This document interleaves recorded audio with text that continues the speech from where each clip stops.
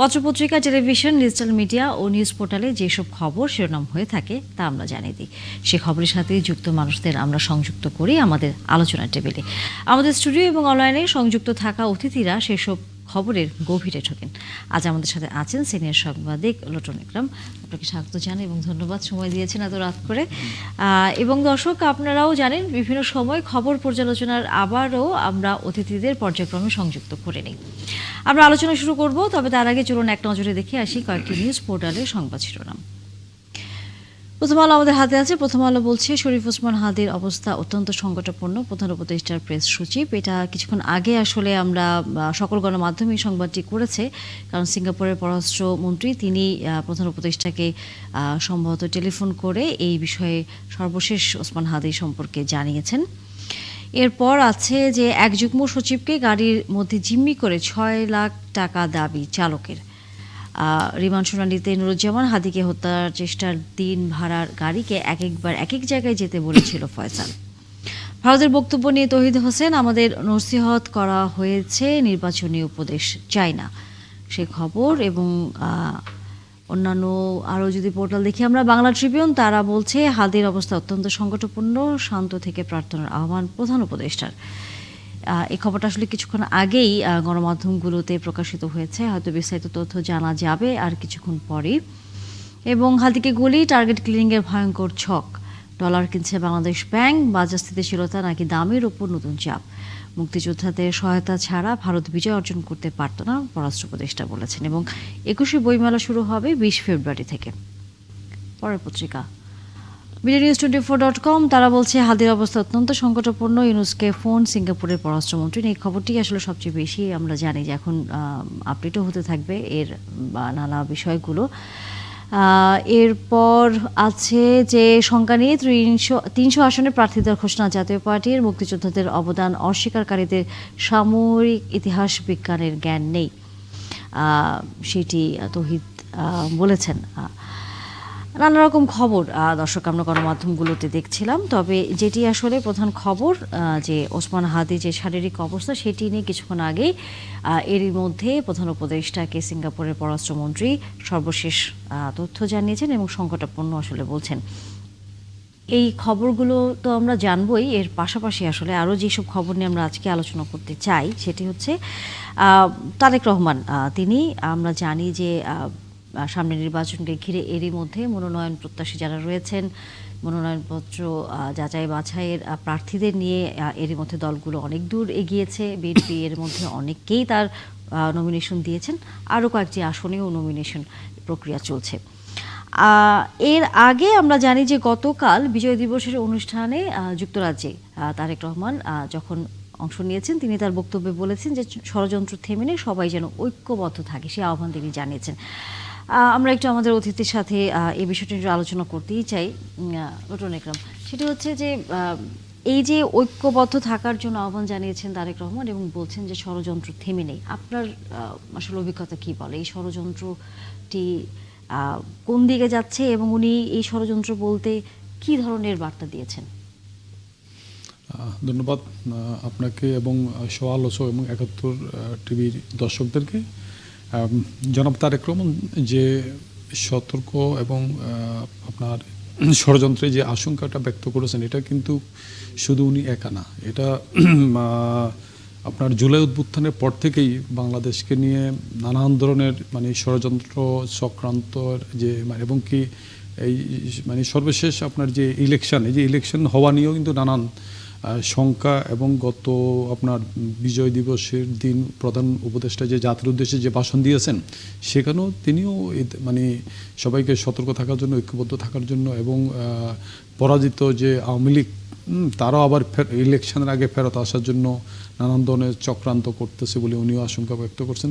সর্বোপরি বাংলাদেশকে নিয়ে যে ষড়যন্ত্রের কথা বলা হয়েছে, এটা দেশি বিদেশি অনেকগুলো ফ্যাক্টর এখানে কাজ করছে। সেখানে বিশেষ করে আপনি যেটা লক্ষ্য করবেন, এই যে তফসিল ঘোষণার একদিন পরেই যেখানে আপনার প্রার্থীকে আপনার গুলি করা হলো, হ্যাঁ, তো এই যে গুলি আপনার এটা যে একটা, যদিও সিসি এটা বিচ্ছিন্ন ঘটনা বলেছেন, এটা বলে পরবর্তীতে উনিও একটা ব্যাখ্যা দিয়েছেন, এটা বিচ্ছিন্ন ঘটনা, এটাও কিন্তু ষড়যন্ত্রেরই একটা মানে অংশ।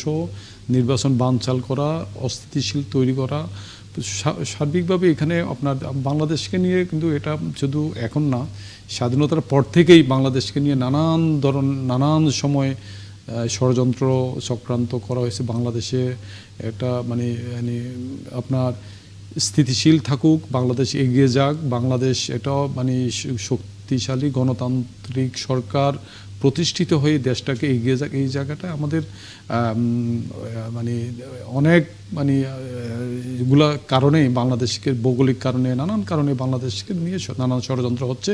এবং এখানে আপনার বাংলাদেশের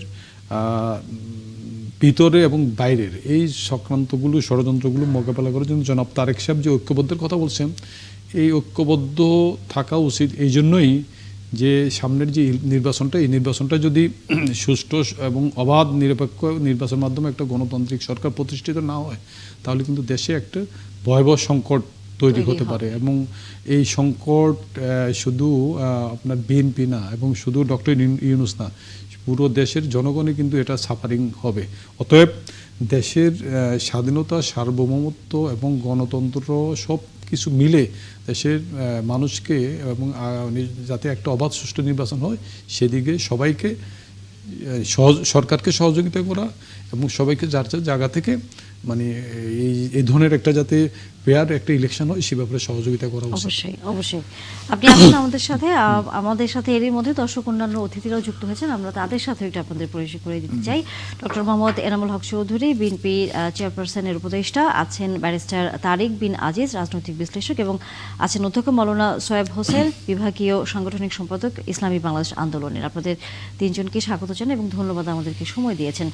ডক্টর মোহাম্মদ এনামুল হক চৌধুরী, আপনার কাছে এটা যদি প্রথমে একটু আসি, সেটি হচ্ছে যে কথাটি আসলে আমাদের অন্য অতিথিদের সাথে আলোচনা হচ্ছিল যে বিএনপির ভারপ্রাপ্ত চেয়ারম্যান তারেক রহমান গতকাল বিজয় দিবসের অনুষ্ঠানে বলেছেন সবাইকে ঐক্যবদ্ধ থাকার জন্য, এবং ষড়যন্ত্র যে হচ্ছে সামনে নির্বাচন এবং একই সাথে দেশের যে বর্তমান পরিস্থিতি সেগুলো যাতে মানুষ স্থিতিশীল অবস্থা থাকতে না পারে, তার জন্য একটা অস্থিতিশীল অবস্থা তৈরি করার যে অবস্থা তৈরি করার একটা প্রায় তারা চলছে, সেটি উনি বলেছেন যে সবাই যাতে একসাথে থাকেন। আপনার কাছ থেকে যদি এই বিষয়টি মন্তব্য নেই। প্রথমেই যে জিনিসটা হলো, আমাদের প্রিয় নেতা জনাব তারেক রহমান সাহেব গতকালকে লন্ডনে উনি দেশে আসার আগে এটা লন্ডনবাসীর সাথে, লন্ডনের জনগণের সাথে ওনার এই বক্তব্যটা তিনি উল্লেখ করেছেন। আপনারা জানেন আমাদের দেশে বাংলাদেশ বিগত আন্দোলনের, জনগণের এবং ছাত্র জনতার আন্দোলনের মাধ্যমে যে বিজয়টা অর্জন করা হয়েছে, এইটাকে নস্যাৎ করার জন্য পরিকল্পনা করা হচ্ছে, বিভিন্ন ষড়যন্ত্রমূলক কার্যক্রম বাস্তবায়ন করার জন্য চেষ্টা করা হচ্ছে। আমরা জাতীয়ভাবে যদি আমরা সবাই ঐক্য থাকি এবং আপনাদের ওনার নেতৃত্বে আমরা সবাই দল হিসেবে এবং জাতীয় স্বার্থকে সামনে রেখে গণতন্ত্র পুনরুদ্ধারের জন্য আমরা যদি আমাদের আগামীতে যে ফেব্রুয়ারি 12 তারিখ যে ইলেকশন অনুষ্ঠিত হবে, ওইটাকে সামনে রেখে আমরা আমাদের কার্যক্রমটাকে যদি আমরা পরিচালনা করি, তাহলে কিন্তু আমাদের লক্ষ্যটা অর্জন করতে পারবো এবং আমাদের দেশটাকে নতুন বাংলাদেশ তৈরি করার জন্য আমাদের কার্যক্রমটাকে বাস্তবায়ন করাটা এবং গণতন্ত্র পুনরুদ্ধার সক্ষম হবে। এটাই হলো আমাদের মৌলিক কার্যক্রম। এবং উনি আমাদেরকে একটি দিক নির্দেশনা দিয়েছেন, যেটা হলো জাতীয়ভাবে আমরা সবাই ঐক্য থাকাটা প্রয়োজন আছে জাতীয় ইস্যুতে। অবশ্যই। ব্যারিস্টার তারিক বিন আজিজ, আপনিও আছেন, আপনি জনাব তারেক রহমানের এই বক্তব্যটি আসলে কিভাবে দেখছেন? আপনাকে ধন্যবাদ।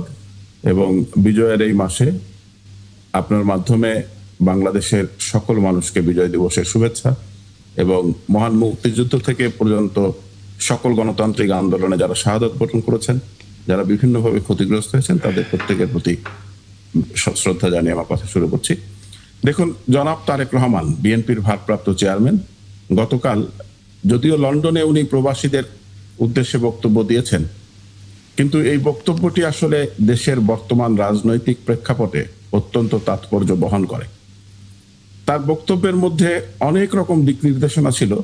যে পয়েন্টটি আপনি বলেছেন আমি শুধু সেটির উপরে এখন আলোকপাত করতে চাই। একটি কথা তিনি বলেছেন যে ষড়যন্ত্র হচ্ছে, এবং ষড়যন্ত্র যে চলমান ছিল সে বিষয়টিও কিন্তু তিনি বলেছেন। ৭১-এর কথা উনি টেনেছেন, ৭৫-এর কথা উনি বলেছেন, সিপাহী জনতার বিপ্লবের মধ্য দিয়ে সেই সাকসেসটির কথা বলেছেন, ৮১-র ষড়যন্ত্রের কথা বলেছেন, ৯৬-এর ষড়যন্ত্রের কথা বলেছেন, এবং অনওয়ার্ডস প্রত্যেকটি সময়েই এই জাতি যে যে পরীক্ষাগুলোর মধ্য দিয়ে অতিক্রম করেছে সেগুলোর কথা উল্লেখ করেছেন। এর মধ্য দিয়ে একটি তার ভাষায় যে কথাটি তিনি বলেছেন, তিনি বলেছেন যে আমাদের সকলকে সজাগ এবং সতর্ক থাকতে হবে, এবং শুধু থাকলেই হবে না, সজাগ এবং সতর্ক রাখতে হবে। এই কথাটি কিন্তু ওয়ার্ড দুটি, এই থাকা এবং রাখা। সুতরাং ব্যক্তি পর্যায়ে আমাদেরকে সজাগ এবং সতর্ক থাকতে হবে জাতির প্রত্যেকটি নাগরিককে দেশের স্বার্থে আগামীর যে নির্বাচন সেই নির্বাচনকে সুষ্ঠু এবং গণতান্ত্রিক পরিবেশে উত্তরণের প্রয়াসে আমাদেরকে সজাগ এবং সতর্ক থাকবার তিনি আহ্বান জানিয়েছেন। এবং একই সাথে আমাদেরকে আরেকটি দায়িত্বের কথা উনি বলেছেন যে আমরা শুধু ব্যক্তি পর্যায়ে সজাগ এবং সতর্ক থাকলেই হবে না, আমাদেরকে জাতির প্রত্যেকটি নাগরিককে সজাগ এবং সতর্ক রাখবার ক্ষেত্রেও যার যার অবস্থান থেকে প্রয়াস নিতে হবে। আমি মনে করি যে ঠিক এই সময়ে যে মুহূর্তে আপনি দেখেছেন যে নির্বাচনের তারিখ তফসিল ঘোষণা হওয়ার সাথে সাথে আমাদের একজন উদীয়মান জুলাইয়ের বিপ্লবী যোদ্ধা তরুণ প্রজন্মের আমি বলবো পথিকৃৎ শরীফ ওসমান হাদিকে টার্গেটেড ওয়েতে হত্যার উদ্দেশ্যে গুলি করা হয়েছে। এবং যেই মুহূর্তে আপনি দেখবেন যে আধিপত্যবাদের বিরুদ্ধে বাংলাদেশের মানুষ সবসময় সোচ্চার ছিল, সেই আধিপত্যবাদী শক্তি এবং এই ফ্যাসিস্টের দোসররা বাংলাদেশে নতুন করে আবার গণতন্ত্রকে অব্যাহত যে যাত্রা শুরু হওয়ার কথা সেটিকে ব্যাহত করবার প্রয়াসে নানা রকম ফন্দি ফিকির বা ষড়যন্ত্র করছে। আপনার সাথে এই বিষয়ে আলোচনা হবে। আপনিও বলছিলেন যে যে ধরনের ঘটনা সামনে নির্বাচনকে ঘিরে এক ধরনের মানুষের ভিতর আতঙ্ক বা এক ধরনের মানুষ যাতে ভোট দিতে না যেতে পারে সেই পরিস্থিতি তৈরি করার চেষ্টা করা হচ্ছে যারা পতিত যারা ছিলেন তারা। আমরা আসলে এই জায়গা থেকে কিভাবে সামনের দিনগুলোতে একসাথে থাকবো সেটি আমরা নিশ্চয়ই আপনাদের কাছ থেকে জানবো। আমরা আলোচনা শুরু করতে চাই, তবে তার আগে শিরোনামগুলো দেখে আসি এক নজরে। নির্বাচন নিয়ে দিল্লির নসিহত চায় না ঢাকা, বললেন পররাষ্ট্র উপদেষ্টা। সীমান্তের ৮০% এলাকায় কাঁটাতারের বেড়া দিয়েছে ভারত। জাতীয় নির্বাচন সামনে রেখে মনোনীত প্রার্থীর সাথে বিএনপির মতবিনিময়ে নানা নির্দেশনা দিলেন তারেক রহমান।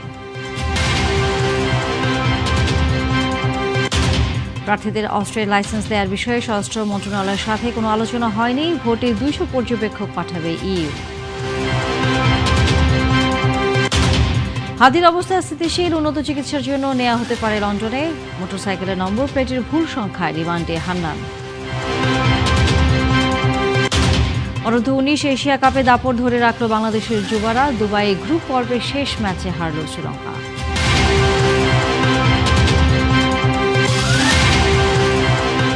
দর্শক, আমরা ৭১-এর সংবাদ শিরোনামগুলো দেখছিলাম। এবার অন্যান্য টেলিভিশনের যেগুলো সংবাদ ভিত্তিক টেলিভিশন রয়েছে তাদের শিরোনামগুলো দেখে আসি।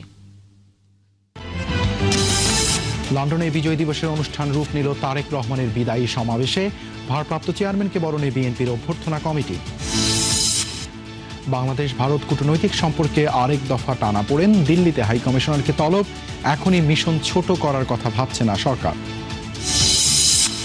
ওসমান হাদির উপর হামলায় ব্যবহৃত আসল বাইক উদ্ধার, ৮ হাত ঘুরে চলে যায় অপরাধীর কাছে, ভুল নম্বরের জেরে রিমান্ডে হান্নান। স্বপ্ন দেখাতে নয়, বাস্তবায়নে বিশ্বাসী বিএনপি। লন্ডনে বিদায়ী সংবর্ধনায় তারেক রহমান এবার নিজেই জানালেন দেশে ফেরার তারিখ, ষড়যন্ত্র রুখতে সতর্ক থাকার আহ্বান। নির্বাচন না হওয়ার মতো পরিস্থিতি তৈরির চেষ্টা করছে একটি মহল, অভিযোগ বিএনপি নেতাদের। বাংলাদেশ ভারত সম্পর্কে ফের টানা পড়েন, হাই কমিশনারকে পাল্টা তলব নয়াদিল্লির। স্বাভাবিক হিসেবেই দেখছেন পররাষ্ট্র উপদেষ্টা, ভারতীয় হাই কমিশন অভিমুখে মিছিল। হাদির উপর হামলায় ব্যবহৃত মোটরসাইকেল, হেলমেট ও ভুয়া নম্বর প্লেট উদ্ধার, হত্যা চেষ্টায় মূল অভিযুক্ত ফয়সালের বাবা মার জবানবন্দি। ভারতীয় হাই কমিশন অভিমুখে পদযাত্রা, ঢাকার দূতকে দিল্লির তলব, নির্বাচন নিয়ে নসিহত গ্রহণযোগ্য নয় বলছে সরকার। ওসমান হাদির আরেকটি সিটি স্ক্যান, এখনো কাজ করছে না মস্তিষ্ক। হত্যা চেষ্টায় ব্যবহৃত মোটরসাইকেল জব্দ।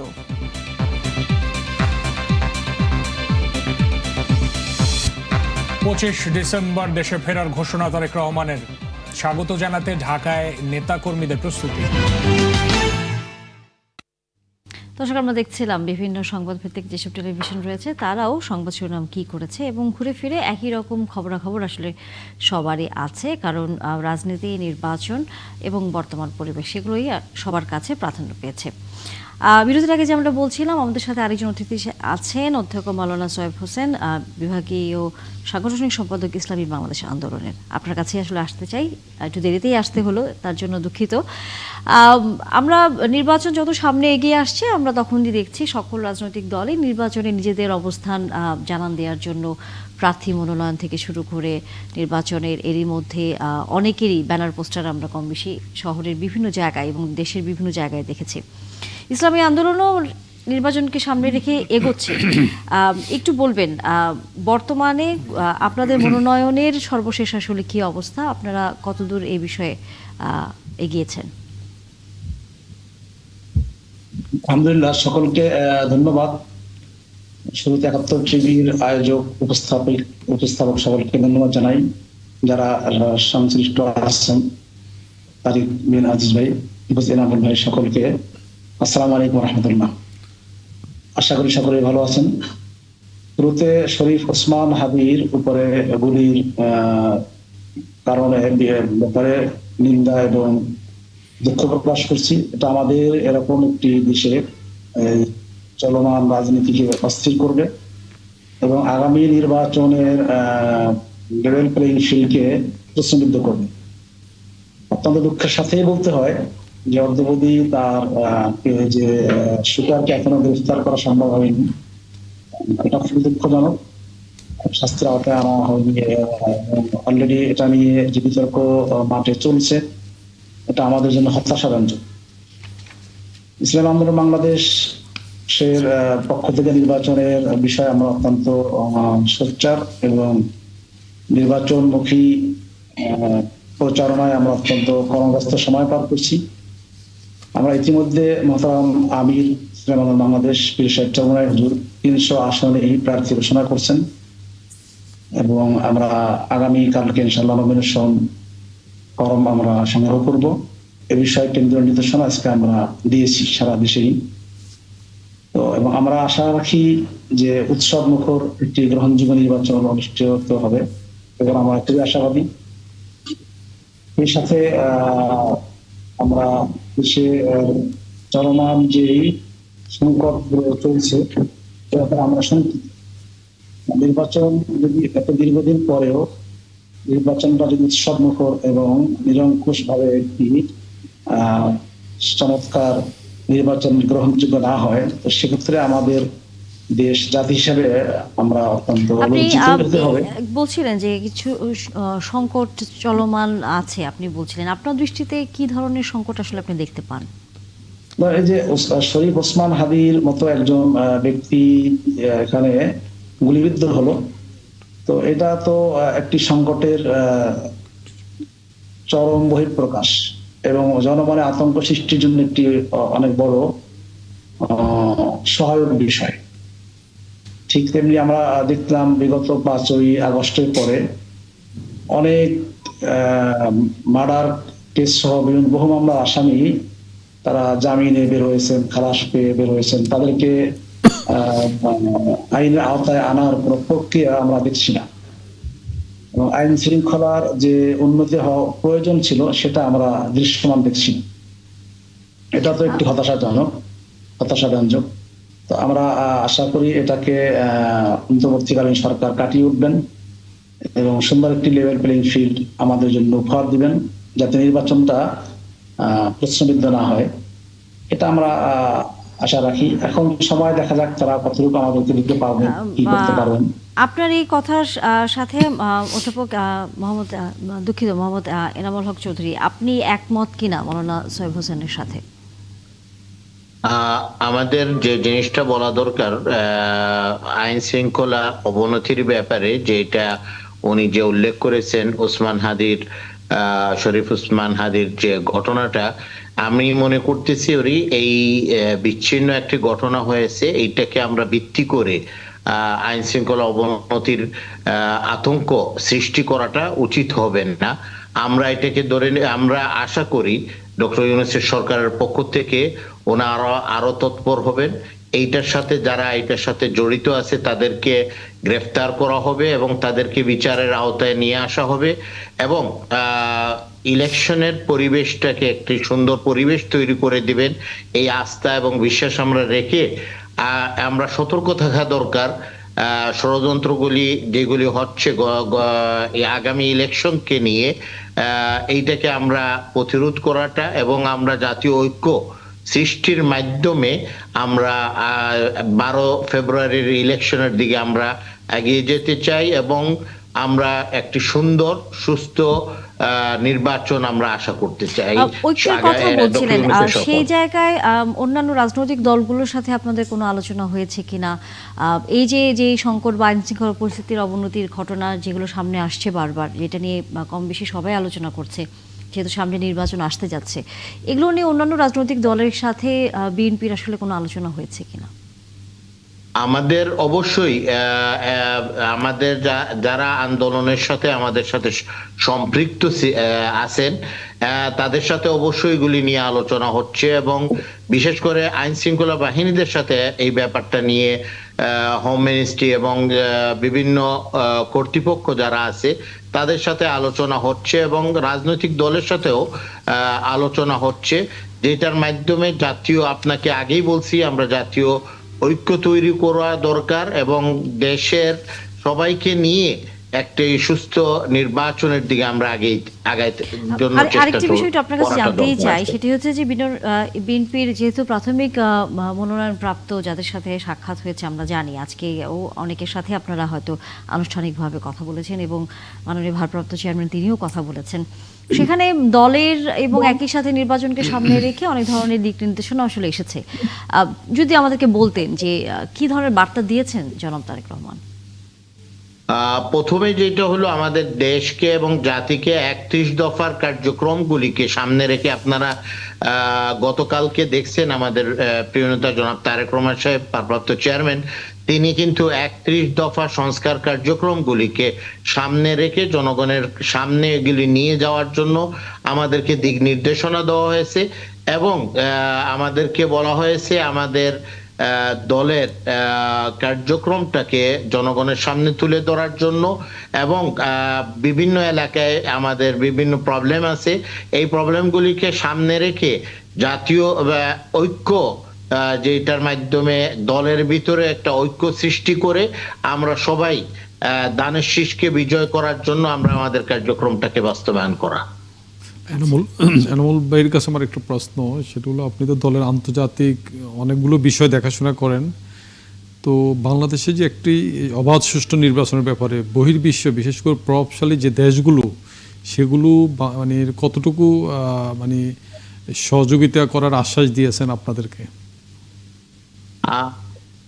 এইটা একটি রাষ্ট্রর স্বাভাবিকভাবে রাজনৈতিক দলের সাথে রাষ্ট্রর, যেহেতু আমরা ইলেকশনের কার্যক্রমের সাথে যে স্বাভাবিক একটা রাজনৈতিক দলের কার্যক্রম থাকে, আন্তর্জাতিকভাবে রাষ্ট্রগুলি, এটা একটা ইন্টারনাল ইস্যু, আমাদের দেশের ইন্টারনাল ইস্যুতে ওনারা যে কার্যক্রমগুলি স্বাভাবিকভাবে একটা গণতান্ত্রিক রাষ্ট্রতে ওনারা একটি সুষ্ঠু নির্বাচন চান এবং অবাধ এবং সবাই অংশগ্রহণমূলক একটি ইলেকশন সবাই কামনা করতেছে। আন্তর্জাতিকভাবে সব রাষ্ট্রগুলি এই কামনা করতেছে বাংলাদেশের, এবং আগামীতে একটা গণতান্ত্রিক রাষ্ট্র এই ইলেকশনের মাধ্যমে ওনারা প্রত্যাশা করতেছেন।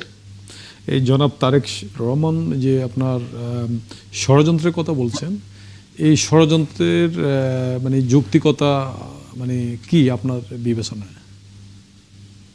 ষড়যন্ত্রটা অবশ্যই আছে, এবং এইটার প্রমাণটা হলো কিছুটা আমাদের আপনারা যে নিউজে আজকে আলোচনা করেছেন, বিভিন্ন ইস্যুতে আপনাদের বার্তাতে আমাদের পেপারে যেগুলি আসছে এটাই প্রমাণ করতেছে ওর এই দেশে একটি ষড়যন্ত্র হচ্ছে জাতীয়ভাবে এবং আন্তর্জাতিকভাবে বাংলাদেশকে নিয়ে। আমাদের বিশ্বাস আমরা যদি ঐক্য থাকি এবং দেশকে আমরা গণতান্ত্রিকভাবে ইলেকশনের দিকে নিয়ে যেতে পারি তাহলে কিন্তু এইরকম ষড়যন্ত্রগুলি আমরা মোকাবেলা করার জন্য আমরা সক্ষম হব। ব্যারিস্টার তারেক বিন আজিজ, আপনার কাছে একটু আসতেই চাই, সেটি হচ্ছে যে এখন সামনে নির্বাচন যতই ঘনিয়ে আসছে আমরা রাজনৈতিক দলগুলোর তৎপরতা দেখতে পাচ্ছি, আবার একই সাথে আমরা নিরপেক্ষ এবং সুষ্ঠু নির্বাচন যেমন চাচ্ছি, আবার একই সাথে হচ্ছে নানা ধরনের ঘটনা আমাদেরকে একটু আতঙ্ক করেও ফেলছে। সেই জায়গা থেকে আপনার কাছে কি মনে হয় পরিস্থিতি আসলে কেমন? আমি খুব সহজে বলতে চাই যে আমার যে দুইজন লার্নেড ভাই কথা বললেন, আমি তাদের সাথে কিছু বিষয় একমত। যেমন আমরা ঐক্যবদ্ধ থেকে যদি এই সংকটটি মোকাবেলা করতে পারি, যেটি বিএনপির ভারপ্রাপ্ত চেয়ারম্যান পরিষ্কার করে বলেছেন যে নিজেদেরকে সজাগ রাখতে হবে, সতর্ক থাকতে হবে এবং অন্যদেরকেও সজাগ এবং সতর্ক থাকবার ক্ষেত্রে উদ্বুদ্ধ করতে হবে, এই জায়গাতে আমি তাদের সাথে একমত। আবার একটি বিষয়ে আমি একটু ডিফারেন্ট ওপিনিয়ন দিতে চাই যে বাংলাদেশের জন্মলগ্ন থেকেই আপনি দেখবেন যে আধিপত্যবাদী শক্তি বিভিন্ন সময়ে এই দেশের গণতন্ত্রকে হুমকির মুখে ফেলবার বিভিন্ন রকম প্রচেষ্টা নিয়েছে। কখনো কখনো তারা সাময়িকভাবে সফল হয়েছে, বাট অধিকাংশ ক্ষেত্রেই তারা আসলে চিরস্থায়ীভাবে কখনোই সফল হয়নি। এবং তার নিকটতম উদাহরণ হচ্ছে আমরা এই যে জুলাই গণ অভ্যুত্থানের কথা বলি, সেই গণ অভ্যুত্থানের মধ্য দিয়ে ফ্যাসিস্ট রেজিমের পলায়ন বা বিদায়। এখন আপনি দেখবেন যে সামনে যে নির্বাচন, এই নির্বাচনকে কেন্দ্র করে বিএনপির ভারপ্রাপ্ত চেয়ারম্যান কিন্তু বহু আগে থেকেই বলছেন যে দেশ কিন্তু একটি সংকট থেকে উত্তরণ হয়েছে ঠিকই, দেশের এই যে জুলাই অভ্যুত্থানের মধ্য দিয়ে ফ্যাসিস্টের পতন হয়েছে ঠিকই, এটি আন্দোলনের সফলতার একটি অধ্যায়, কিন্তু এই সফলতাকে ধরে রাখা অনেক কঠিন। এবং এই সফলতাকে ধরে রাখবার যে কঠিন, এই কথাটাই উনি গতকালকেও লন্ডনে তার যে দেশে ফিরবার পূর্বে শেষ যে অনুষ্ঠান এবং বিজয় দিবসের যে অনুষ্ঠান, সেখানে দৃঢ়তার সাথে বলেছেন। এবং সেই মোকাবেলার ক্ষেত্রেই আমি পরিষ্কারভাবে সকলের সাথে একমত যে একটি ঐক্যবদ্ধ জাতি এবং সকলকে সাথে নিয়ে এই পরিস্থিতি মোকাবেলা করতে হবে। আবার এটিও সত্যি যে আজকে শরীফ ওসমান হাদির উপরে যে ঘটনা, আপনি যদি এই ঘটনাটার পুঙ্খানুপুঙ্খ বিশ্লেষণ করেন, আপনি কিন্তু দেখবেন এটি আসলে সত্যিকার অর্থে আপাত দৃষ্টিতে বিচ্ছিন্ন মনে হলেও এটি কিন্তু বিচ্ছিন্ন ঘটনা নয়, এটি একটি টার্গেটেড কিলিং এর অংশ। সুতরাং আপনি যখন একটি টার্গেটেড কিলিং এর মিশন নেবেন, একটি নির্বাচন যখন দীর্ঘ প্রতীক্ষিত এবং প্রত্যাশার নির্বাচন, জনগণের আকাঙ্ক্ষার নির্বাচন, যে নির্বাচনের মধ্য দিয়ে বাংলাদেশ একটি নতুন বাংলাদেশ বিনির্মাণের পথ প্রসারিত হবে, সেই ক্ষেত্রে এরকম একটি টার্গেটিং কিলিং মিশন নির্বাচনের তফসিল ঘোষণার পরে এটিকে কিন্তু আমরা যদি মানে 8-10টি ঘটনার মতো বিচ্ছিন্নভাবে বিবেচনা করি, তাহলে কিন্তু ষড়যন্ত্রকারীরা এই কার্যক্রমের সাথে জড়িত, তারা কিন্তু আসলে প্রকারান্তরে উৎসাহের সুযোগ তৈরি করবে। আমি মনে করি এই জাতীয় ঘটনাগুলো শুধু রাষ্ট্র নয়, সামাজিকভাবেও আমাদেরকে সর্বস্তরে ঐক্যবদ্ধ থেকে মোকাবেলা করতে হবে। এবং আরেকটি বিষয় আমি আজকের অনুষ্ঠানের মধ্যে দিয়ে বলতে চাই, আপনি দেখবেন যে এই সমস্ত যে পক্ষ এই ধরনের অনাচারগুলো তৈরি করতে যাচ্ছে, সহিংসতা তৈরি করতে যাচ্ছে, তারা কিন্তু সামাজিক যোগাযোগ মাধ্যমকেও একটি টুল হিসেবে ব্যবহার করছে, মিথ্যা নিউজ প্রপাগান্ডা তারা প্রচার করছে। আপনি দেখবেন যে এই শরীফ ওসমান হাদির টার্গেট কিলিং এর এই বিষয়টিকে নিয়েই আমাদের একজন সিনিয়র নেতা, যিনি বাংলাদেশের অত্যন্ত প্রমিনেন্ট মুখ, বিএনপির স্থায়ী কমিটির সদস্য জনাব মির্জা আব্বাসকে নিয়ে তারা কিন্তু ফেক নিউজ প্রচার করেছে, এবং এটি রিউমার স্ক্যানারের প্রমাণও হয়েছে যে এই নিউজগুলো ফেক, কিন্তু জনগণের মধ্যে এটি কিন্তু অস্থিরতা তৈরি করে। এই যে বিষয়টা আপনি আনলেন যে সামাজিক যোগাযোগ মাধ্যমে আসলে এই যে ফেক নিউজ ছড়ানোটা এখন আসলে এক ধরনের ট্রেন্ডের মতো হয়ে গেছে। আমরা দেখেছি যে কোনো ঘটনা হলেই এটি খুব দ্রুত ছড়িয়ে যাচ্ছে এবং মানুষ বিশ্বাস করছে, এবং সেটা থেকেও এই যে মব যে হচ্ছে, আমরা কিন্তু সেটাকেও দায়ী করছি যে এই ধরনের হুটহাট করে অনেক কিছু শুনে মানুষ এক ধরনের মব সৃষ্টি করা, যেটা নিয়ে সরকারও কিন্তু বারবার বলেছে যে এই বিষয়টি যাচাই বাছাই না করে যেন কারোর উপর কোনো ধরনের আঘাত করা না হয়। সেক্ষেত্রে আমরা দেখেছি, হ্যাঁ, সেক্ষেত্রে সামনে নির্বাচনকে সামনে রেখে আপনার দৃষ্টিতে আপনার পরামর্শ কি থাকবে যে রাজনৈতিক দলগুলো আসলে এই জায়গা থেকে নিজেদেরকে কিভাবে রক্ষা করবে, বা তাদের অথবা সরকারের কি ধরনের আসলে ব্যবস্থা নেওয়া উচিত? জি, আমি কিছু সুনির্দিষ্ট প্রতিকারের কথা বলতে চাই যে এটি একটা এরকম পরিকল্পনা করা যেতে পারে। একটি হচ্ছে যে সামাজিক যোগাযোগ মাধ্যম এখন কিন্তু সবচেয়ে বড় মাধ্যম, যেটার মধ্য দিয়ে আমরা মুহূর্তের মধ্যে যে কোনো তথ্য পেতে পারি। এটি একটি সুফল। এর কুফল হচ্ছে এখানে যখন ফেক নিউজ হয়, সেই ফেক নিউজটা আমাদের জাতীয় জীবনে কিন্তু একটা ইরিটেশন তৈরি করে। এটা ব্যক্তিকে যেমন ইন্টেন্ডেড হার্ম সাফার করছে, হ্যারাস করছে, অ্যাট দ্য সেম টাইম সামাজিক অস্থিরতার কারণ হয়ে দাঁড়াচ্ছে। সুতরাং প্রথম যে কাজটি হবে, রাষ্ট্রকে, যেহেতু রাষ্ট্রের দায়িত্ব যে কোনো ব্যক্তির যে সামাজিক মর্যাদা বা যে কোনো সহিংসতার যদি সূচনা হয় কোনো কিছু দিয়ে, সেটিকে প্রতিরোধ করা। সুতরাং রাষ্ট্র সুনির্দিষ্টভাবে প্রচলিত যে সাইবার অপরাধের আইনগুলো আছে, সেই আইনগুলো বিগত ফ্যাসিস্ট রেজিমের মতো অপপ্রয়োগ না করে নিয়মতান্ত্রিকভাবে এটার প্রয়োগ করতে হবে, যাতে করে এই ধরনের প্রচার এবং প্রচারণায় কেউ উৎসাহ না পায়। দ্বিতীয় পরিকল্পনা হতে পারে যে আপনি যখন সামাজিক যোগাযোগ মাধ্যমে যে কোনো বিষয়ে কোনো তথ্য আসছে, আমরা যেন এটা মানে ফার্স্ট ইনফরমেশনটি দেখেই আমরা যেন উত্তেজিত হয়ে না পড়ি এবং বিশ্বাস স্থাপন না করে কোনো রকম কোনো মন্তব্য বা কোনো সহিংসতার মধ্যে না যাই। আমরা আমাদের নিজস্ব বিবেচনা বোধ দিয়ে এবং সোসাইটির অন্যান্য আমাদের যারা বিভিন্ন পর্যায়ে মানুষজন আছে তাদের সাথে আলোচনার মধ্য দিয়ে বুঝবার চেষ্টা করি যে এই ঘটনাটি আসলে কতখানি গ্রহণযোগ্য হতে পারে। তৃতীয়ত, রাষ্ট্র এবং সামাজিক যোগাযোগ মাধ্যম যারা এগুলো পাবলিশ করছেন, রাষ্ট্রীয় যে অ্যাপারেটাসগুলো আছে এবং বেসরকারি যে অ্যাপারেটাসগুলো আছে, যে সমস্ত গণমাধ্যম আছে, তাদের এখানে অত্যন্ত বড় দায়িত্ব আছে, যেহেতু তাদের টুলস আছে এই তথ্যগুলোর সঠিকতা নিরূপণের। তারা এই বিষয়টিতে আলাদা একটি সেল করে এই সমস্ত ফেক নিউজের সঠিকতা নিরূপণ করে আবার জনগণের কাছে শুধুমাত্র সামাজিক মাধ্যমেই না, আদার্স যে গণমাধ্যম আছে, প্রিন্ট মিডিয়া, ইলেকট্রনিক মিডিয়ার মাধ্যমে দ্রুততম সময়ে পাবলিশ করবে, যাতে করে জনমনে বিভ্রান্তি বা অসন্তোষের সূচনা না হয়। রাজনৈতিক দলগুলো বা রাজনৈতিক এবং সামাজিক নেতা এবং কর্মীরা তারা যে কাজটি করবে, এই একই বিষয়ে সহনশীলতার মধ্য দিয়ে পরস্পর এই নেগেটিভ নিউজগুলোকে আলোচনা করে যুক্ত বিবৃতি দিতে পারে এবং তারা একসাথে সামাজিক যোগাযোগ মাধ্যমে বলতে পারে। শেষ লাইনটা বললেন যে রাজনৈতিক দলগুলো সহিংসতার দিকে না গিয়ে সহনশীলতার আচরণ যাতে তারা করে, সেই জায়গায় ডক্টর মোহাম্মদ এনামুল হক আপনার কাছে আসতে চাই। আমরা সবচেয়ে বেশি আসলে ডাকসু নির্বাচনের সময় দেখেছি ছাত্র দলের নেতাদের উপর এক ধরনের টার্গেট করে এই যে সামাজিক যোগাযোগ মাধ্যমে হেনস্থা করা, নানা ধরনের মিথ্যা তথ্য, নানা ধরনের অপতথ্য প্রচার করা, সেটির মধ্য দিয়ে আসলে যেতে হয়েছে। এবং আমরা দেখেছি তখন বিএনপির আসলে বলা যে অবস্থানটি এরকম সহনশীলই ছিল, তারা খুব ধৈর্যের সাথে সেটি আসলে পার করেছেন সময়টা। কিন্তু সামনে যে বড় নির্বাচন, সেখানেও এর শঙ্কা থেকে নিশ্চয়ই বাঁচবার উপায় আপনারা নিশ্চয়ই এর মধ্যে ভাবছেন, আশা করি। অবশ্যই আমাদের তারেক সাহেব যেটা 4টা পদ্ধতি তিনি উল্লেখ করেছেন আমাদের এইগুলি মোকাবেলা করার জন্য, আমি আরেকটা অ্যাড করতে চাচ্ছি, যেটা হলো আন্তর্জাতিকভাবে অলরেডি এইরকম কার্যক্রমটাকে প্রতিরোধ করার জন্য এবং কন্ট্রোল করার জন্য অলরেডি আইন প্রণয়ন করা হয়ে গেছে। আমরা তাদের সহযোগিতা নিয়ে আমরা এটাকে মোকাবেলা করার জন্য, আইনটাকে ব্যবহার করার জন্য, যে জায়গায় হিউম্যান রাইটসটাকে এবং অধিকার মানে তথ্য অধিকারটাকে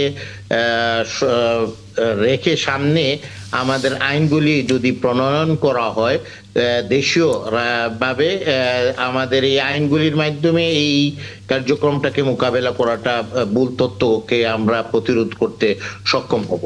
আপনি যেটা বলছেন আমাদেরকে যে বিভিন্ন অপতথ্যর মাধ্যমে আমাদেরকে মোকাবেলা করার জন্য সবথেকে বড় যে সমস্যাটা আমরা আগামীতে ফেস করব, যে রাজনৈতিক দলের বিরুদ্ধে যে কার্যক্রমটাকে আমাদের যদি ইথিক্সটাকে যদি আমরা অবলম্বন করি, রাজনৈতিক দলরা এবং যারা এই জায়গায় কার্যক্রমটা পরিচালনা করতেছেন রাজনীতিতে, তাহলে কিন্তু আমাদের এই কার্যক্রমটা থেকে আমরা বিরত থাকাটা, এবং নতুন বাংলাদেশে আমরা যদি সঠিক তথ্যটাকে আমরা আদান প্রদান করতে পারি, বিশেষ করে গণমাধ্যম সক্রিয়ভাবে যারা ওনারা যদি কাজ করতে পারেন এবং রাষ্ট্রর প্রাতিষ্ঠানিকভাবে যারা এই কার্যক্রমের সাথে যারা মনিটরিং করেন এবং রেগুলেটরি অথরিটি হিসাবে দায়িত্ব পালন করেন, ওনারা যদি অ্যাক্টিভ থাকেন, আমার বিশ্বাস লেভেল প্লেইং ফিল্ড তৈরি করতে পারবেন। এবং এইটার মাধ্যমে আমার বিশ্বাস করে এই ভুল তথ্য আদান এবং প্রদান হবে না, যেটার মাধ্যমে আগামী ইলেকশনে প্রভাবিত হবে। আলোচনা চলছিল সামনের নির্বাচনকে ঘিরে। অধ্যক্ষ মাওলানা সোহেব হোসেন, আপনার কাছে আসলে আসতে চাই। আমরা জানতেই চাই, সেটি হচ্ছে আপনারা যেহেতু 8টি দল নিয়ে জোট করেছেন, সেই জোটের সমীকরণে এখন পর্যন্ত আপনারা 120টি আসনে প্রার্থী দিতে চান, এমনটি আপনাদের দপ্তর সম্পাদক বলেছেন। এই বিষয়টি নিয়ে জোটের অন্যান্য নেতাদের সাথে আপনাদের কতটা সমঝোতা হলো? জি, ধন্যবাদ। আপনার প্রশ্নের উত্তরটা আসার আগে আমি একটু সম্পর্ক কিছু কথা বলা প্রয়োজন মনে করছি। একটু আগে অবশ্য চমৎকার আলোচনা করছেন রামুল হক ভাই, উভয়কেই ধন্যবাদ জানাই আপনার মাধ্যমে।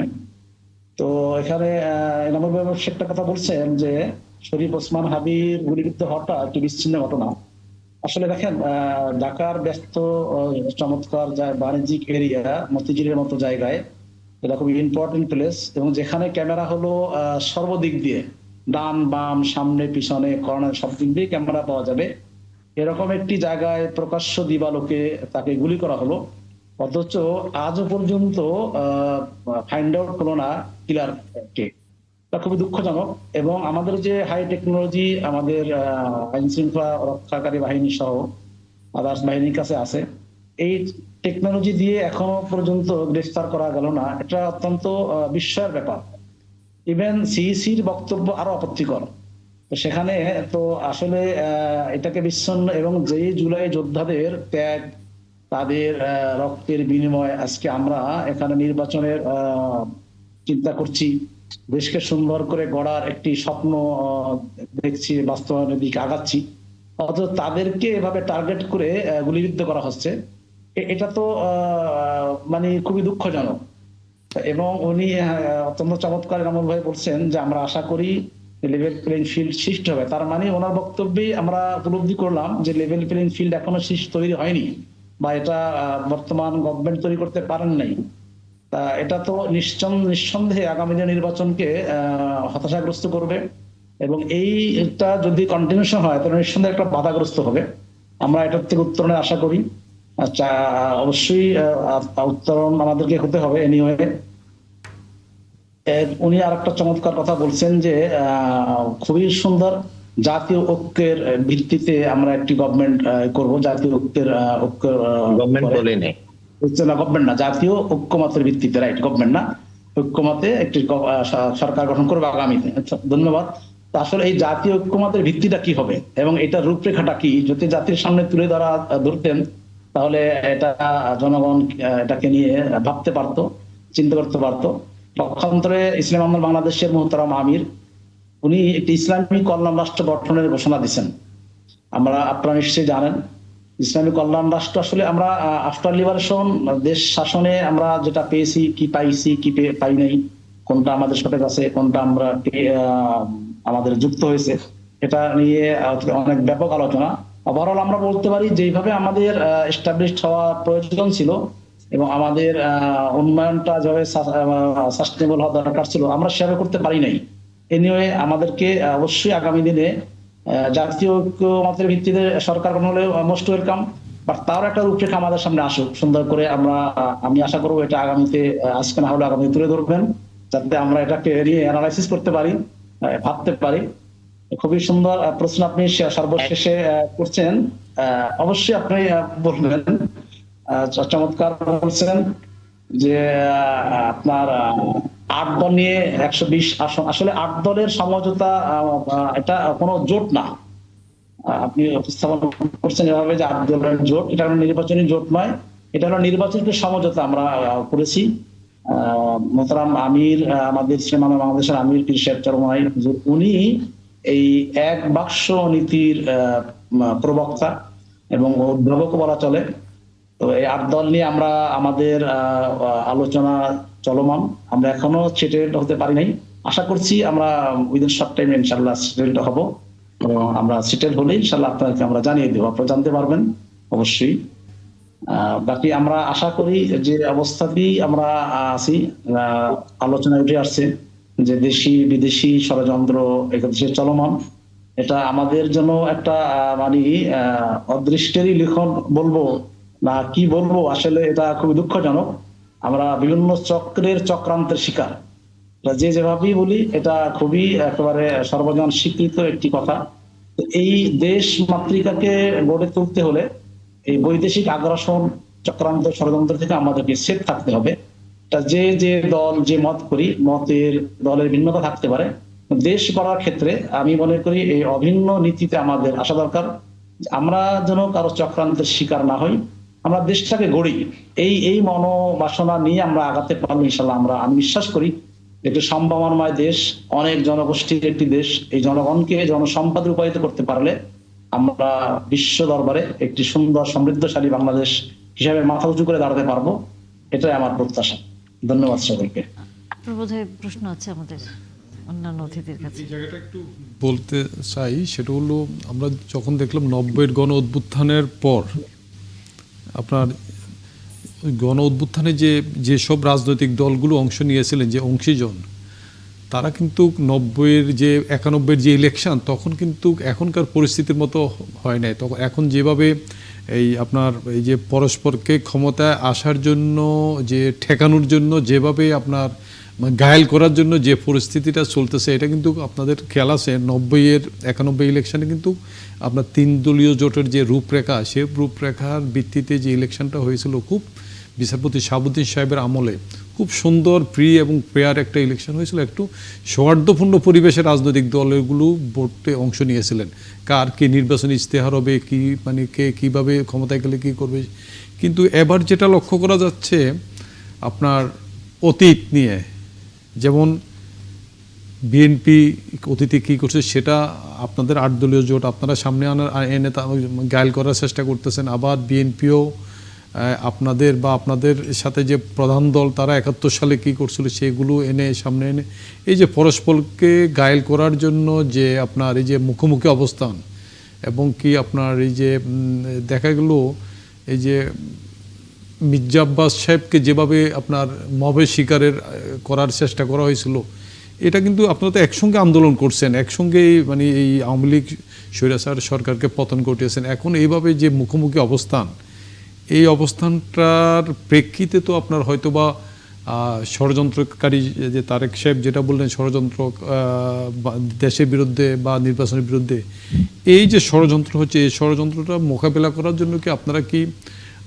আবারও কি মানে ঐক্যবদ্ধ হয়ে আপনার এক কাতারে দাঁড়ানোর কোনো সম্ভাবনা আছে, নাকি এইভাবে আপনারা পরস্পরের বিরুদ্ধে এভাবে আপনার গিবত গেয়ে, মানে যেটা একটু আগে সহনশীলতার কথা বলছেন, মানে এই সহনশীল না হয়ে, ধৈর্যশীল না হয়ে, তারপরে আপনার এই যে দেশের প্রতি মানে জনগণের প্রতি, সবার আগে তো দেশ, এবং এই জায়গাটা কি ঐক্যবদ্ধ হওয়ার কি আর সুযোগ আছে, নাকি আপনারা এইভাবে বিপরীত মেরুতে অবস্থান করবেন?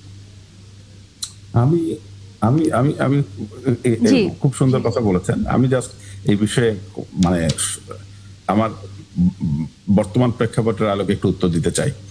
যে প্রশ্নটি এটা বিশেষ করে এই দুই দলের নেতা আছে, ওনারা একটু বললে ভালো হবে, আর আপনি একটু বলেন, ঠিক আছে? কিন্তু 2 দলের নেতারা, আমি যে জিনিসটা বলতে চাই যে আপনি দেখবেন যে এই উত্তরটা, আপনার এই প্রশ্নের উত্তরটা অ্যাকচুয়ালি আমি জাস্ট মোস্ট লেটেস্ট, গতকাল আপনি যদি বিএনপির ভারপ্রাপ্ত চেয়ারম্যান জনাব তারেক রহমানের বক্তব্যটা আবার আমরা যদি পুরাটা উপলব্ধি করি বা শুনি, আপনি সেখানে দেখবেন যে কথাটা আমি বারবার রিপিট করেছিলাম, যে তিনি কিন্তু সজাগ থাকা এবং সতর্ক থাকার কথা বলেছেন, একই সাথে সজাগ রাখা এবং সতর্ক রাখার কথা বলেছেন। আমি মনে করি এই যে সজাগ এবং সতর্ক রাখার যে প্রচেষ্টা, এই প্রচেষ্টাটাই আসলে উনি ইঙ্গিত করেছেন যে সকলকে মিলে সকলের যে সংহতি, সেই জায়গাটাতে আসার কথা। দ্বিতীয় আরেকটা বিষয় তিনি কিন্তু বলেছেন যে এই বাংলাদেশটা, এটা কিন্তু আমাদের সকলের, এবং এই দেশটাকে কিন্তু গড়তে হবে আমাদেরকেই। বাইরের যত ষড়যন্ত্রই থাকুক, দেশি এবং বিদেশি যত চক্রান্ত ষড়যন্ত্রই থাকুক, এই দেশটি কিন্তু ভালো বা কল্যাণের দিকে ধাবিত করবার প্রচেষ্টাটা কিন্তু আমাদেরকে সম্মিলিতভাবে নিতে হবে, এই কথাটাও কিন্তু তিনি উল্লেখ করেছেন। আরেকটি কথাও তিনি উল্লেখ করেছেন যে আমরা গণ অভ্যুত্থানের মধ্য দিয়ে ফ্যাসিস্ট রেজিমের পতন, এটি আমাদের বিজয়ের এক ধাপ। যেমন ৭১-এর মহান মুক্তিযুদ্ধের মধ্য দিয়ে আমরা যে মানচিত্র পেয়েছিলাম, কিন্তু এই মানচিত্র পাওয়ার পর থেকে আমাদের যে আকাঙ্ক্ষা, সেই আকাঙ্ক্ষার জায়গা বারবার বাধাগ্রস্ত হয়েছে, কিন্তু মানুষ ঐক্যবদ্ধভাবে এবার ঘুরে দাঁড়িয়েছে।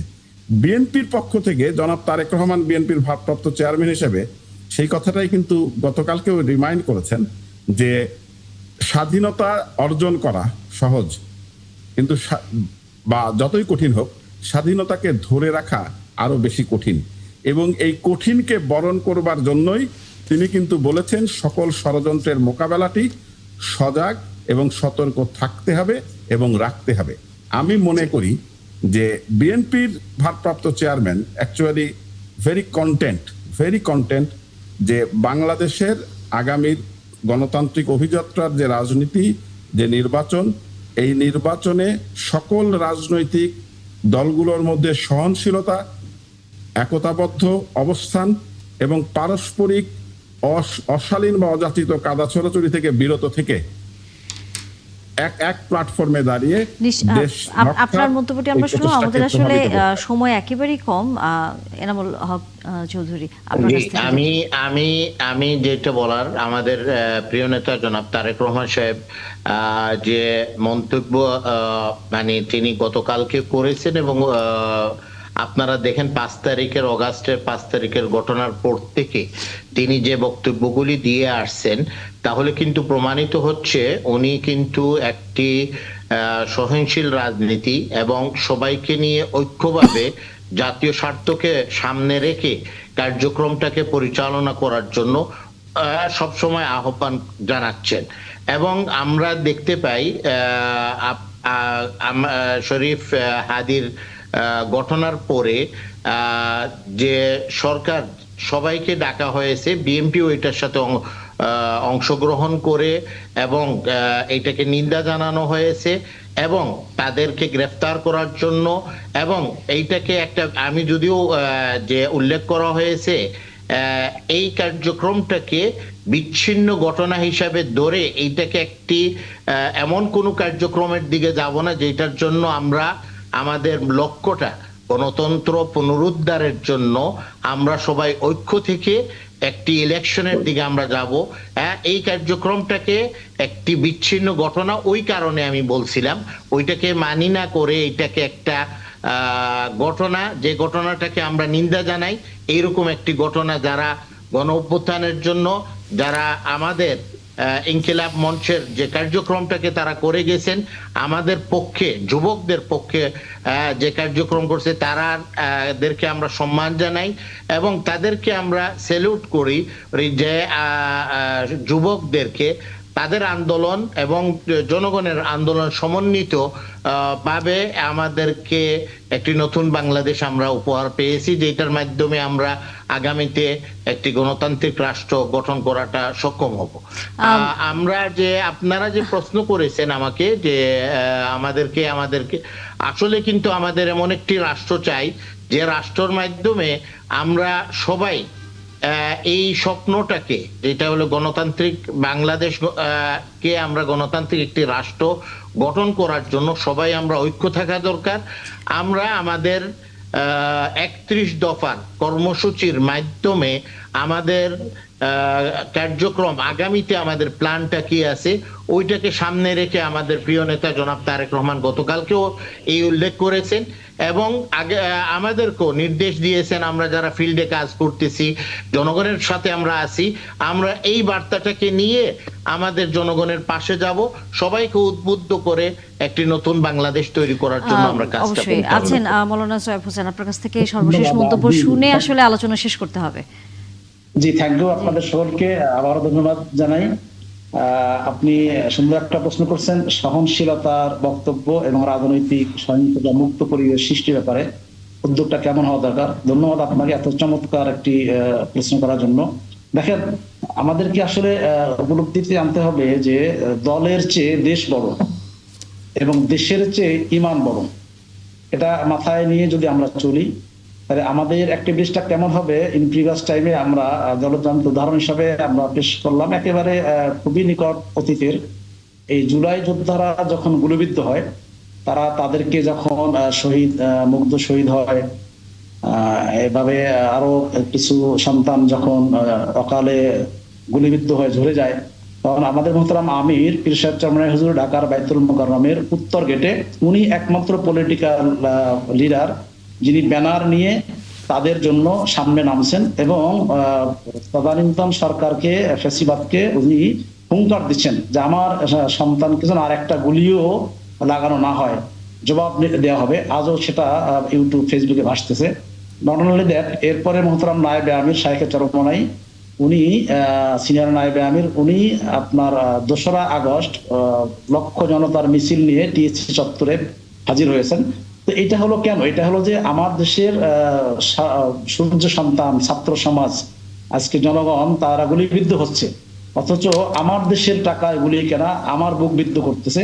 সেখানে কিন্তু এভাবে সামনে কেউ নামেন নাই, মায়ার টানে আত্মার টানে উনি নামছেন।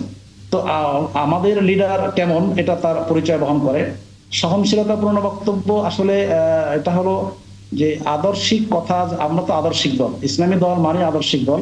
আমরা আদর্শিক কথা যখন বলতে যাই, তখন যদি কেউ আদর্শর জলাঞ্জলি দিয়ে বা দেশ মাতৃকার নিয়ম শৃঙ্খলা আপনার রুলস রেগুলেশন ভাইলেশন করে যদি কোনো দল, কোনো ব্যক্তি কোনো কর্মকাণ্ড করে থাকেন, অটোমেটিকলি আলটিমেটলি তার গায়ে লাগে। এটা তো আমাদের কিছু করণীয় নেই। আমরা তো নীতির কথা বলতেছি এবং যৌক্তিক দাবি তুলে ধরতেছি এবং দেশ গড়ার স্বপ্ন নিয়ে আমরা বক্তব্য দিচ্ছি।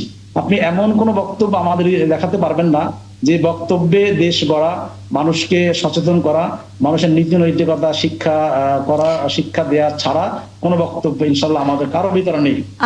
আমরা আসলে সেটি লক্ষ্য করছি। আলোচনা আসলে শেষ করতে চাই, দুঃখিত আপনাকে থামাতেই হচ্ছে আমার, কারণ আজকে আসলে আর সময় দিতে পারছি না। আপনাদের তিনজনকেই অনেক ধন্যবাদ, যুক্ত হয়েছেন। আগামীতে আবারও কথা হবে, কারণ নির্বাচন সামনে আসছে, আবারও হয়তো আপনাদের সাথে নানা বিষয় নিয়ে আলোচনা করার সুযোগ হবে আমাদের। আমরা আলোচনা করব ভারতীয় হাই কমিশনের যে অভিমুখে এরই মধ্যে মিছিল করেছেন ছাত্র জনতা, সেই খবর আমরা আলোচনা করব। তবে তার আগে যে গণমাধ্যমগুলো আপনার হাতে আগামীকাল সকালে পৌঁছে যাবে, তারা কি সংবাদ শিরোনাম করেছে আমরা একটু দেখে আসি। যুগান্তর আমাদের হাতে আছে। যুগান্তর আছে হাদির হামলাকারী যেন এক মাফিয়া ডন, ফয়সাল মহারাষ্ট্রে ব্যবহার করেছে ভারতীয় সিম। আমাদের সময় বলছে দল নিরপেক্ষ প্রশাসন সাজাতে ইসি যেই এরই মধ্যে কর্মকাণ্ড শুরু করেছে সেই খবর, এবং একই সাথে 25 ডিসেম্বর দেশে ফেরার ঘোষণা তারেক রহমানের। মৌলিক বার্তা বলছে ভূ রাজনৈতিক ঝুঁকির মুখে জাপানের বিগ বি প্রজেক্ট, এবং বাংলাদেশে ভারতে নিযুক্ত বাংলাদেশ হাই কমিশনারকে তলব করা হয়েছে। ফিনান্সিয়াল এক্সপ্রেস এর মধ্যে বলছে garments exports to EU might lose duty free access after graduation.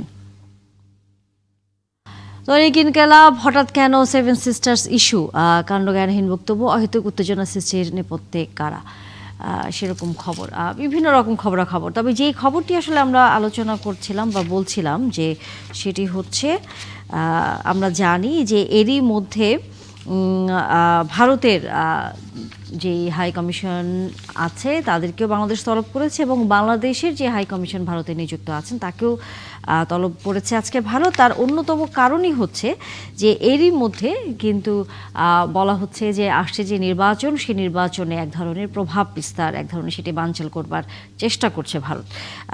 সেটি নিয়ে এরই মধ্যে কিন্তু সাধারণ মানুষ প্রতিক্রিয়াও জানিয়েছেন। আছেন আমাদের সাথে অতিথি হিসেবে এরই মধ্যে AJM নিয়াজউদ্দিন, অধ্যাপক রাজনীতি বিজ্ঞান বিভাগ, চট্টগ্রাম বিশ্ববিদ্যালয়ের, এবং আমাদের সহকর্মীকে আমরা পাবো বলে আশা করি যদি তিনি সংযুক্ত হতে পারেন। নিয়াজউদ্দিন, অসংখ্য ধন্যবাদ, যুক্ত হয়েছেন আপনি আমাদের সাথে, রাতের বেলা সময় দিয়েছেন। নির্বাচন আসলে আমরা প্রতিবার যেমনটা দেখি সেটি হচ্ছে যে ভারতের এক ধরনের প্রভাব, এক ধরনের সেটি দাদাগিরি আমরা সবসময় লক্ষ্য করে থাকি, কিন্তু এবার একই জিনিস তারা আসলে করার চেষ্টা করছে। আপনার কাছে কি মনে হয়, এবং করলে সেটি সফল না হওয়ার জন্য আমরা কতটুকু প্রস্তুত? ধন্যবাদ। আমরা দেখতে পাচ্ছি এই 5ই আগস্ট পরবর্তী বাংলাদেশের সাথে ভারতের যে সম্পর্ক, সেটার যে টানাপোড়েন আমরা প্রায়শই দেখতে পাচ্ছি। এটার মুখ্যত দিকটা হচ্ছে যে ভারতে আশ্রয় গ্রহণকারী এই আমাদের বাংলাদেশের পলাতক সাবেক প্রধানমন্ত্রী শেখ হাসিনাকে আশ্রয় প্রদান করা থেকে শুরু করে তার এখন বিচার প্রক্রিয়া চলছে, সেটা নিয়ে বাংলাদেশের সরকার এবং জনগণের বা রাজনীতি যারা করছে তাদের একটা বড় ধরনের দাবি আছে তাকে ফেরত দেওয়া। ইতোমধ্যে এই সাম্প্রতিক যে উত্তেজনা, তার পেছনে একটা বড় কারণ হচ্ছে 12 ডিসেম্বর ইনকিলাব মঞ্চের নেতা ওসমান শরীফ হাদির যে তাকে হত্যার চেষ্টা, এবং সেই চেষ্টা পরবর্তী যেটা গণমাধ্যম এবং নানানভাবে যে যারা হত্যার চেষ্টায় করেছে তাদের ভারতে আশ্রয় গ্রহণের এক ধরনের তথ্য নানানভাবে গণমাধ্যমে চলে আসে। তার প্রেক্ষিতে আমরা দেখছি ইনকিলাব মঞ্চ ছাড়াও এই নতুন বাংলাদেশের নতুন রাজনৈতিক দল এনসিপি সহ বিভিন্ন রাজনৈতিক দলের বক্তব্যে ভারতের যে এই ধরনের কার্যক্রম, অর্থাৎ বাংলাদেশের নির্বাচনকে বানচাল করা, আপনারা দেখছেন যে আসলে নির্বাচন যেদিন তফসিল ঘোষণা করা হয়েছে ঠিক তারপর দিন এই হত্যা চেষ্টা ওসমান হাদিকে, যিনি বর্তমান বাংলাদেশের এই সময়ে তার নিজের কণ্ঠসজ্জার, বিশেষ করে ফেসিবাদী শাসনের সেই সময়কার অনিয়ম এবং ফেসিবাদের যে শৃঙ্খল তার বিরুদ্ধে এবং নতুন বাংলাদেশ গড়ার ক্ষেত্রে তার একটা নিজের নৈতিক অবস্থান তার জায়গা থেকে তিনি তুলে ধরার চেষ্টা করছিলেন। সেই জায়গায় যে এই ক্ষেত্রে নতুন তফসিল ঘোষণার পরদিনই এই ধরনের চেষ্টাকে এখনকার যারা রাজনীতিবিদ আছেন তারা এটাকে এক ধরনের নির্বাচন বানচালের চেষ্টা বলে মনে করছেন। তার প্রেক্ষিতে আমরা দেখছি অল্প কয়েকদিনের মধ্যে এই যে ভারতে আশ্রয় গ্রহণ করেছে এই হত্যা চেষ্টাকারীরা, সেটা তাদের উপর একটা বিরূপ প্রভাব তৈরি করে, যার প্রেক্ষিতে আমরা দেখছি যে এনসিপির নেতা যারা তরুণ নেতা তাদের কেউ কেউ মন্তব্য করছেন, তাদের 7 সিস্টার্স নিয়ে মন্তব্য করেছেন। তো তার প্রেক্ষিতে আমরা দেখেছি তার আগেই রবিবার ভারতীয় যিনি বাংলাদেশে ভারতীয় রাষ্ট্রদূত তাকে বাংলাদেশ থেকে তলব করা হয়েছিল এবং তাকে এই বিষয়ে শেখ হাসিনাকে ফেরত প্রদান এবং এই প্রসঙ্গে তাকে বলা হয়েছে এবং এর প্রেক্ষিতেই এভাবে একটা টানাপোড়েন নতুন করে তৈরি হয়েছে। এবং যদিও দিল্লিতে আমরা দেখেছি রিয়াজ হামিদুল্লাহকে, উনি তার যে দিল্লিতে বাংলাদেশের বিজয় দিবসের উদযাপন করছেন গতকাল, সেখানে দেখা গেছে যে ভারতের পক্ষ থেকে ভারতের সাবেক বিভিন্ন মন্ত্রী, তারপর রাষ্ট্রদূত সহ একটা ব্যাপক অংশগ্রহণ দেখা গেছে যে বিভিন্ন কূটনীতিক এবং যারা গবেষণার কাজ করেন তাদের অনেকেই সেখানে একটা পজিটিভ ইমেজ এবং রিয়াজ হামিদুল্লাহর মুখ থেকেই এক ধরনের পজিটিভ বার্তা আমরা দেখতে পাই। কিন্তু আজকে আবার আমরা দেখছি সেই রিয়াজ হামিদুল্লাহকে দিল্লিতে তলব করা হয়েছে ঢাকার এই যে আমাদের বাংলাদেশের রাষ্ট্রদূতকে, তো এবং সেখানে তাকে এই প্রসঙ্গগুলো নিয়ে চলমান বিষয় নিয়ে তাকে প্রশ্ন করা হয়েছে, সতর্ক করার বিষয়।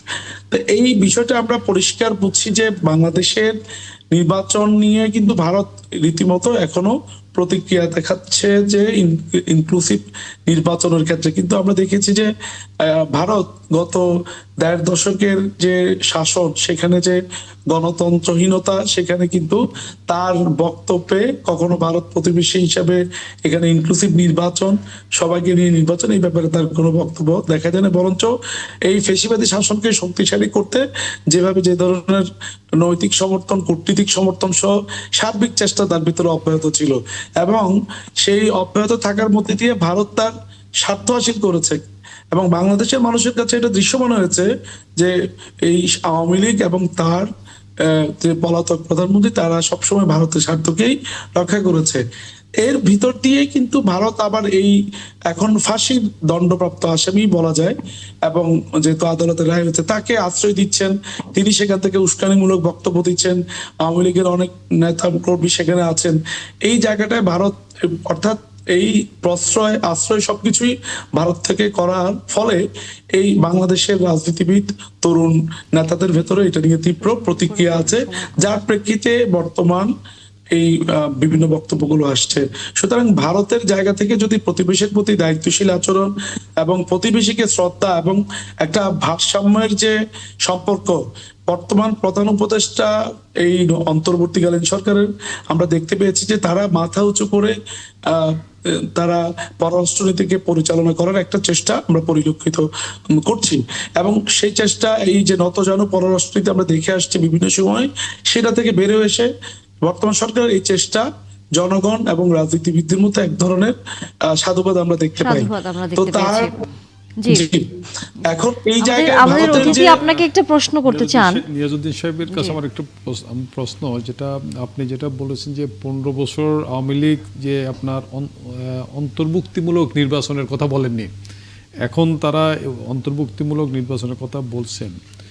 এই যে অন্তর্ভুক্তিমূলক নির্বাচন 15 বছর বলেনি, এখন বলছেন, এখন আবার আজকে আমাদের উপদেষ্টা, পররাষ্ট্র উপদেষ্টা যেটা বলছেন যে ভারত আপনার নসিহত, আগামী নির্বাচন নিয়ে নসিহত এবং কিছু মানে পরামর্শ দিচ্ছেন, যেটা আমাদের এই পররাষ্ট্র উপদেষ্টা এগুলো প্রত্যাখ্যান করছেন।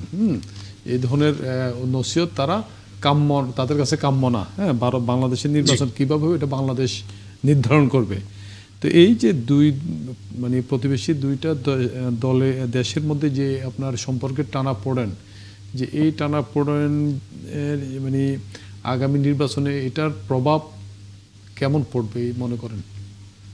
দেখুন, আসলে তো বাংলাদেশ তার প্রতিবেশী অন্যান্য দেশ আমরা দেখি, এটা প্রত্যেকটা দেশের একটা নির্বাচন, এটা অভ্যন্তরীণ বিষয়, এবং প্রতিবেশী দেশগুলো পারস্পরিক যে তার যে সার্বভৌমত্ব, স্বাধীনতা, এই প্রতি শ্রদ্ধাশীল থাকা প্রয়োজন। কিন্তু আমরা দেখেছি দক্ষিণ এশিয়ার দেশগুলোতে যদি আমরা দেখি, ভারত একটা বৃহৎ রাষ্ট্র হিসেবে আমরা দেখতে পাচ্ছি শ্রীলঙ্কা, নেপাল সহ ছোট রাষ্ট্রগুলোর তার যে রাজনীতি এবং নির্বাচন প্রক্রিয়া, তার একটা প্রভাব বিস্তার করার একটা চেষ্টা সবসময় থাকে। এখন এইটা সেই কারণে প্রত্যেকটা দেশেই যে জনমানুষের যে একটা আকাঙ্ক্ষা, তার সাথে এটার একটা পার্থক্য সবসময় পরিলক্ষিত হয়, কারণ ভারত তার স্বার্থকে আসলে সবসময় সামনে রাখে। আলোচনা আসলে আমাদেরকে থামাতেই হচ্ছে, কারণ সময় একেবারেই কম। এজিএম নিয়াজউদ্দিন, আবারও কথা হবে, কারণ সামনের দিনগুলোতে এরকম নানা হয়তো ইস্যু আসবে যেগুলো নিয়ে হয়তো আমাদের আলোচনা করার সুযোগ হবে। ধন্যবাদ আপনাকে, আমাদেরকে সময় দিয়েছেন, এবং একই সাথে ধন্যবাদ লোটন ইকরাম, আপনিও সময় দিয়েছেন। নিশ্চয়ই আগামীতে আবারও কথা হবে। দর্শক, আপনারাও ছিলেন আমাদের সাথে ৭১ জার্নালে। দেখা হবে আবারও, নিশ্চয়ই ভালো থাকবেন।